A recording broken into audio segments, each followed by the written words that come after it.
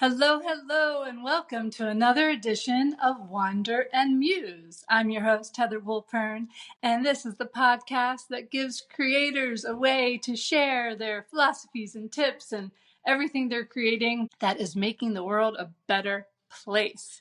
Today, my guest is Keegan Harshman, and I cannot wait to hear about what he's been up to. Before we get going, I wanted you to head over to Wander and Muse World to check out all my other past episodes. And if you need to shoot me an email, my email's there and we can connect that way. Also wanted to give a shout out to Erin Osbourne from Osbourne Northwest Public Relations because she brought Keegan and I together today. So hello, Keegan. How's it going? I'm doing great, Heather. Thank you so much for having me, and I'm looking forward to talking with you. You too. And this is so cool that here I sit in Tucson, Arizona, and you are on Whidbey Island, I presume? Yep, across the USA. Yep, and there's lush green trees behind you. It looks gorgeous. Mm-hmm.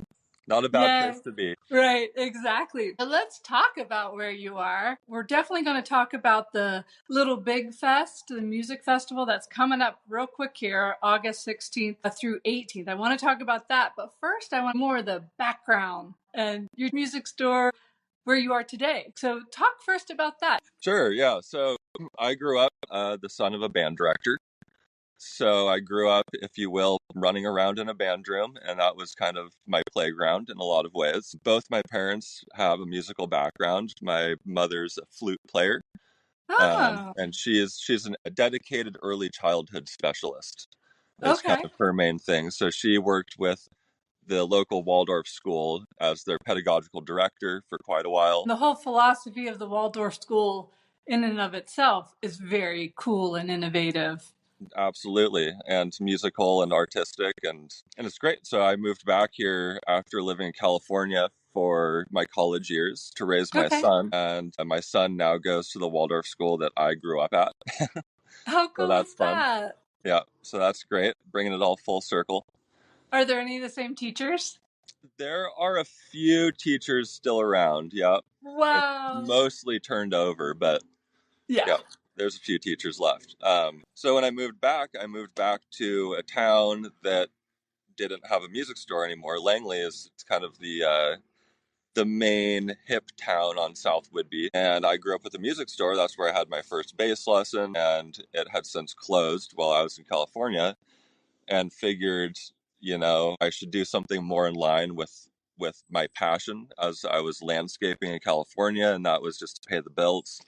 Right. And so we opened a little music store. It's a mom and pop shop, if you will. My parents helped fund it. It's pretty much me and one other employee, and we run the whole thing. And alongside with that, I was kind of missing a piece of the music culture that I had in California that you don't necessarily see on an island. And we have great artists here who have moved here mostly for quality of life. And so a lot of people who were maybe doing better as an artist in Seattle, but didn't want to live in Seattle anymore.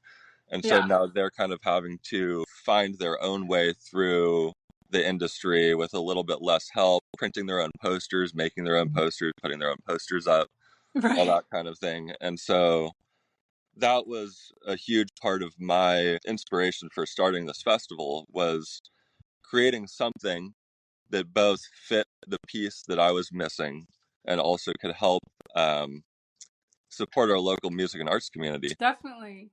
And then for people who aren't already familiar with the location of Whidbey Island, it's in the Pacific Northwest. It's west of Everett, Washington. I have a friend who lives there. And so I was like, when I was looking at the map of exactly where you are, I was like, I know Everett a little bit.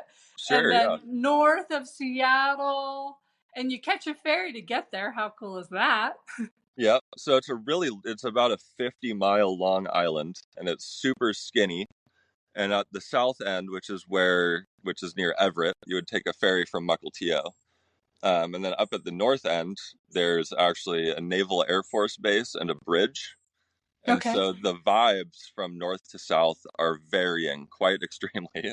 But it's cool, it's a very just different feel. Right. And, down south is definitely more of the hippie, artsy culture side. Right. Yeah, isn't that the truth? Like almost anywhere, there's such a distinction between north and south or west and east. It's Yeah, truly like which side of the tracks, I but in know, a right? good way, though. It's just, We all it laugh really has, about it. It's kind of yeah, like the Romeo and Juliet feud, you know. right. but That's but hilarious. we don't hate each other. Good, good. That's important for your good sense of community. Yeah, and I mean, for Little Big Fest, that's another. I intend on it being a fully inclusive event and just leaving divisiveness at the door.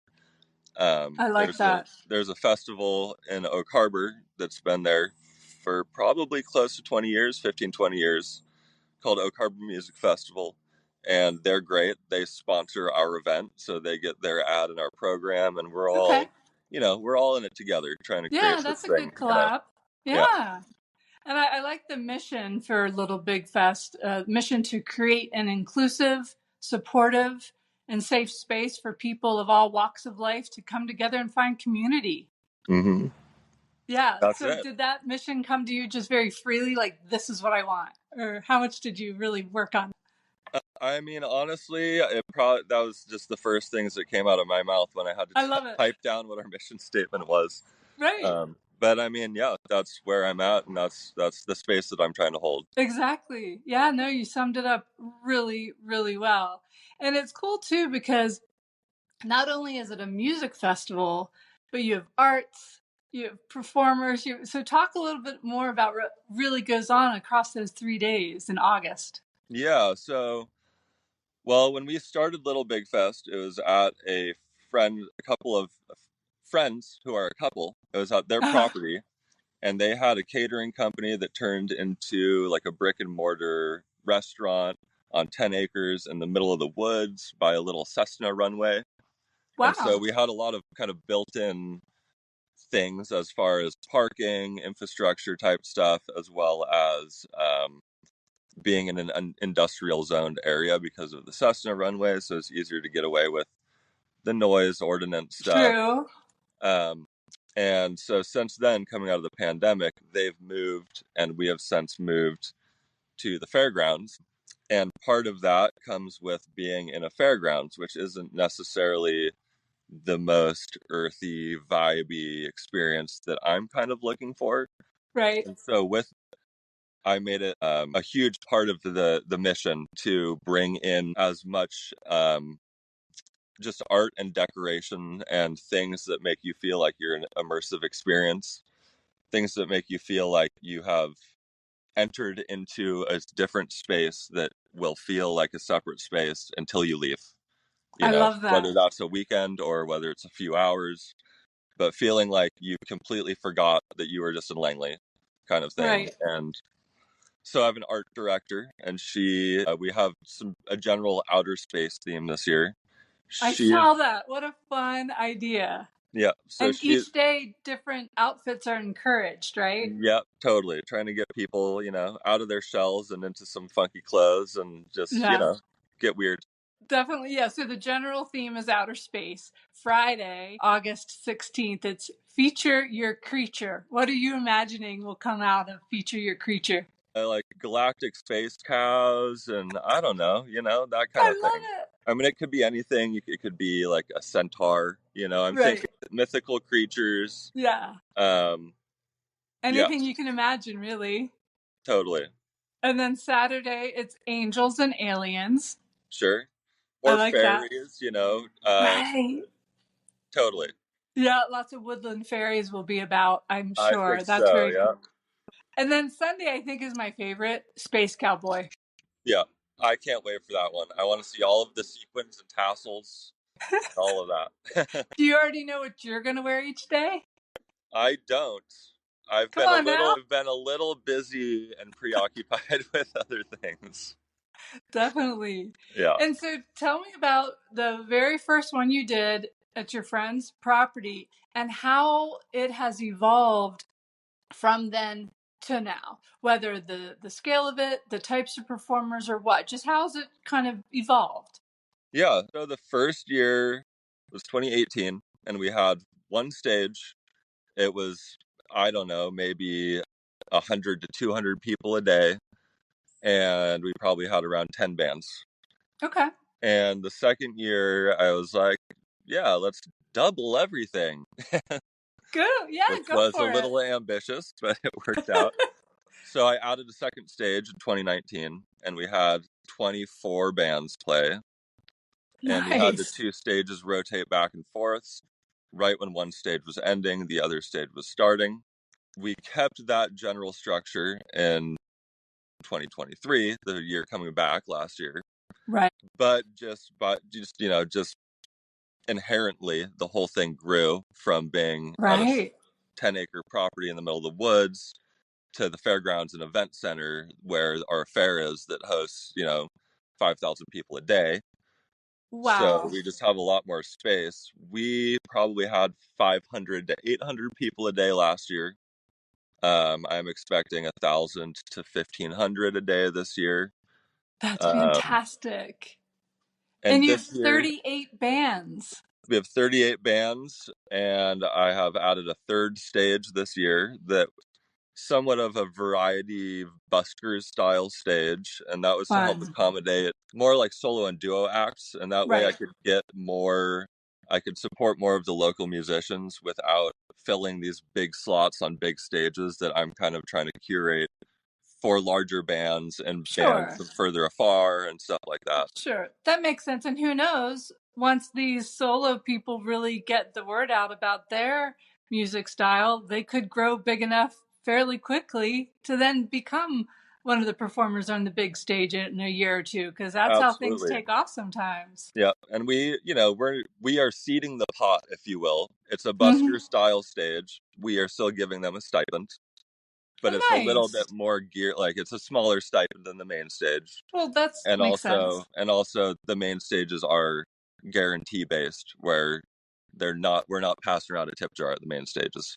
Where the Gotcha. variety stage is kind of going to be in the food courtyard area where the food trucks are going to be. Right. We have a dance troupe. We have a juggling act that will be on that stage. Right next to that stage, we will have fire performers each night right at sundown. So we got the Fun. okay from the fire department in the city to do fire performance, which is awesome. I'm excited That's about so that. awesome. Wow. Yeah. Really cool. And let's talk about some of the bands. The headliner is Polyrhythmics. Mm-hmm. And are they from that area? Yeah, they're Seattle Oh, based. okay, yeah. Let's see, what else? One of my favorite names, and I did go on YouTube to listen to them, is Bigfoot and the Unicorn. I love that Yeah. name. And I went to see if they have any merch because I was like, I'd get a t-shirt with Bigfoot on you, and I didn't see any merch. They're a fairly new project. Gideon Freud, speaking of good names, the cellist in that group, his name is Gideon Freudman. Right, right. He's got to be cool, right? He is fantastic, and he's the coolest name in the world.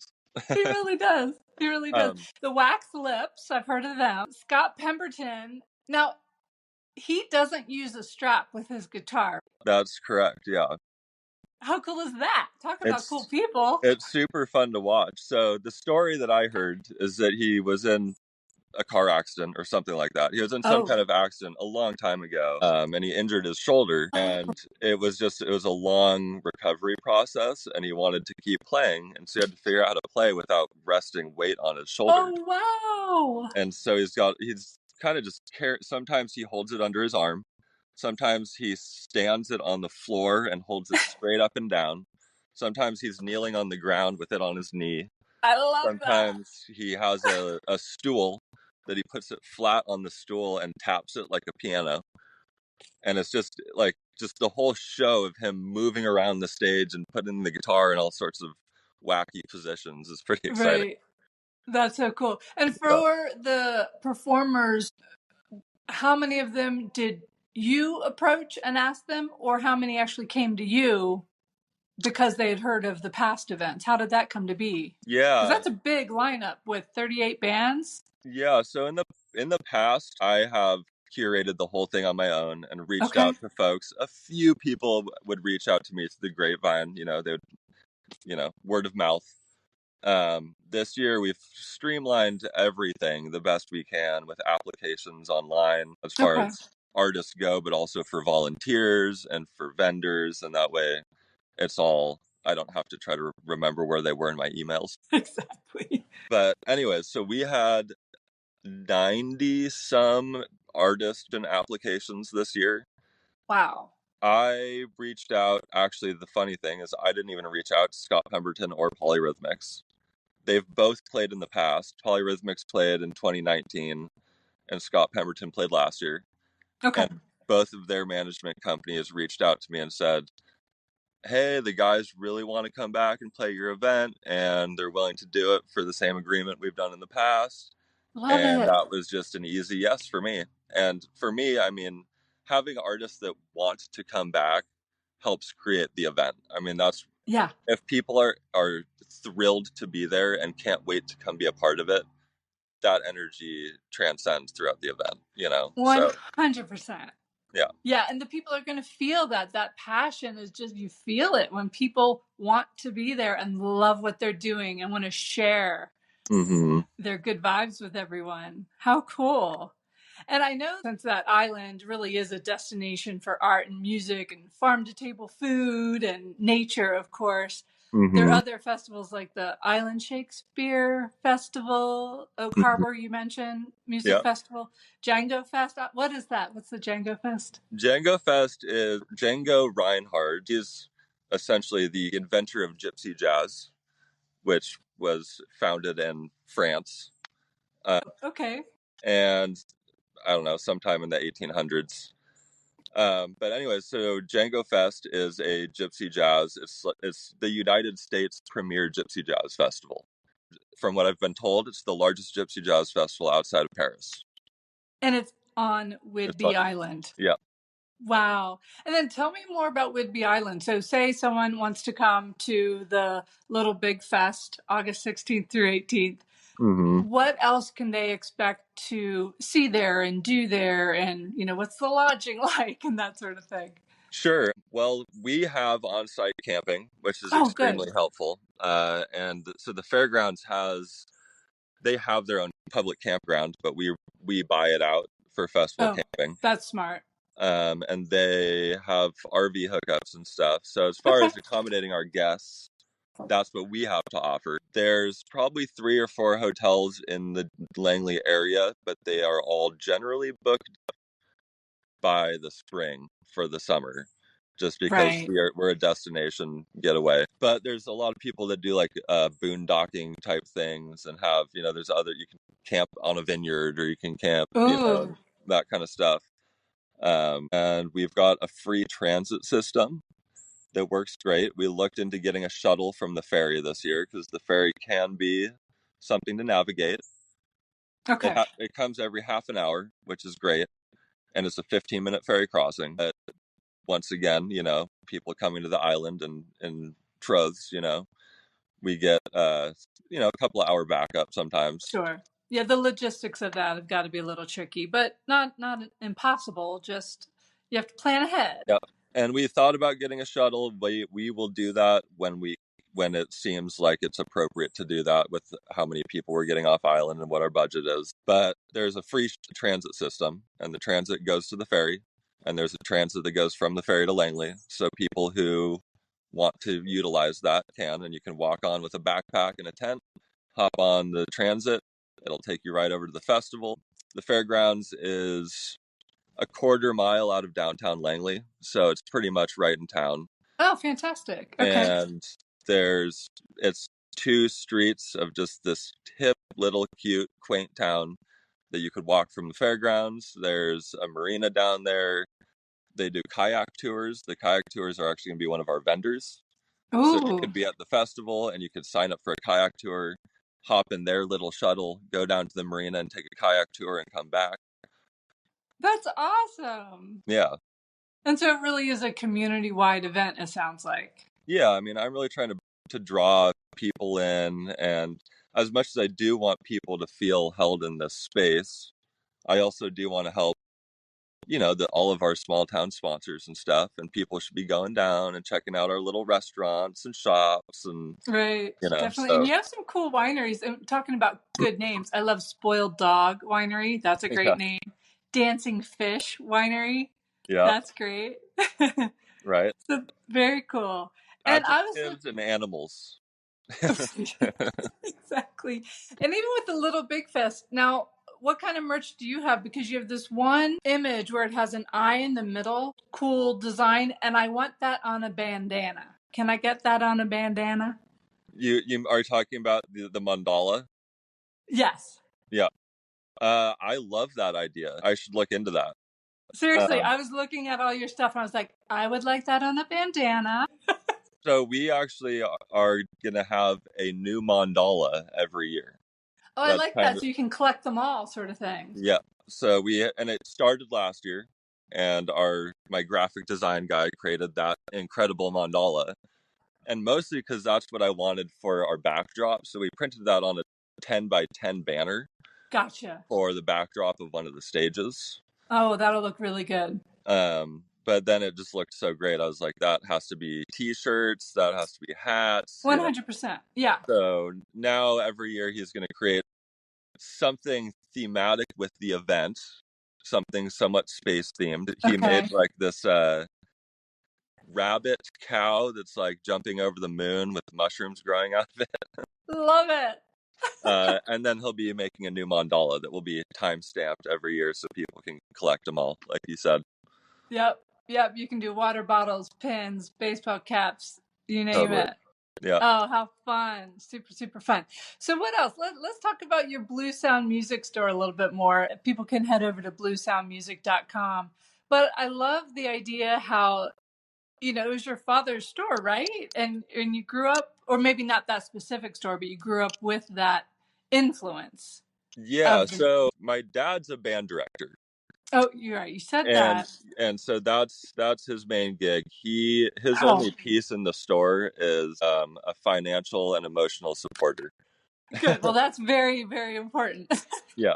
Tell me about the Blue Sound, the name of it, the Blue Sound Music. Yeah, it's a play on words. So the Puget Sound is the body of water that is surrounding Whidbey Island. Okay, yep. And so I wanted it to pay homage to the location without it being the Whidbey Island Music Store or the Langley Music Store. Exactly. Something hip and fun that says, where it's from without, blatant about too literal. Exactly. I love it. But I mean, you have local CDs, stringed instrument, reed, percussion instrument, a little bit of everything. It sounds like maybe even some of that cool, international type instruments. Do you have some funky stuff? Some cool world instruments. We have a sitar in there right now. Excellent. Harness your inner Ravi Shankar. Definitely. We have our local radio station, KXCI, on Thursday nights. Matt Moon hosts Global Rhythm Radio. And so he showcases all of those cool sounding, that music where maybe you've heard a little bit before in your life, but not really. So when he really focuses on a particular country or instrument or something, it reminds me of like what you could probably do at your store where you're just like really opening people's eyes to what kind of sounds they could create themselves with the right tools. Yeah. I mean, our main goal is to accommodate the needs of the community musically, and then also have whimsical, fun things we live in a whimsical community. So I like to have some just kind of out there, different things, some like a resonator guitar or something that your guitar player's, customer is going to come in and go, I don't have that one yet, Right. And then the classic recorder that we all learned on when we were in elementary school, you probably have to stock up those around this time of year, right? Totally. Yeah, we get prepared for the band, the school year. We have a rental program, a rent to own program that helps accommodate the local students. So we do clarinets, trumpets, trombones, flute, violin. I played flute in 5th and 6th grade. Yeah. And it's so important, with any of the arts, whether it be music, painting, drawing, just to give kids that opportunity to tap into that part of their imagination or natural abilities that they may not have even known they had, if not for an elementary school music class. So tell me more about your perspective on the importance of music for kids. I mean, it is extremely important, I think. It makes people communicate in a different way than we're used to communicating. I mean, music to me is very much a language. It's cliche. We've all heard it before, but it's also true. And it brings in an intellectual element as far as a team element. And so you're having to navigate micro decisions and stuff in time with a group of other people. And I just think that the integration of all of those things together helps build, a strong human being. I agree. And music can express so much and make you feel so much. I mean, you can be having a crappy day and you get in your car after work and turn on the radio and a song comes on that just like totally changes your mood for the better because of a song on the radio. Absolutely. Or vice versa, but or vice versa, where all of a sudden you're like, oh, that reminds me of so and so. Totally, but it's powerful. Powerful, for sure. So tell me more. What else do you want to share about the Little Big Fest that's coming up on Whidbey Island, August 16th through 18th? What do you want to tell people to either get them there this year or make sure they mark their calendar for next year? Well, it's a not miss event. It's in one of the most beautiful places in the world, and it's a growing and thriving event. And you want to get there as soon as you can so that you can be a part of the community, so that in 10 years from now, you can be like, oh my gosh, remember when? Because here we go. We're just keep growing. And this year to me feels like the turning point year where we're going from little to big. We're putting our big boy and girl pants on. I like it. Are you always going to keep the Little Big Fest name, though, regardless of how big you've become? Yep, because it started small and it's getting big. And that name to me, it has multiple meanings. And we live in a small community with a lot of people with big hearts and big ambition. And it started as a grassroots event. It always will be. But it went from one stage with 10 bands. We're already at 3 stages with 38 bands. And so little to big, we're never going to forget the little side. I love that. I love it. I love how humble and cool you are. Definitely. Do you want to give a shout out to any of the sponsors or let people know about other bands that we haven't already mentioned? Yeah, let's definitely give a shout out to our sponsors because we love them and we couldn't do it without them. I can't list all 30 something sponsors, but I'm going to name the main ones. And with that, I will also be naming our stages because that's how we do it. We sell the sponsorship to name the stage. So our main outdoor stage is the Resonant Botanicals stage.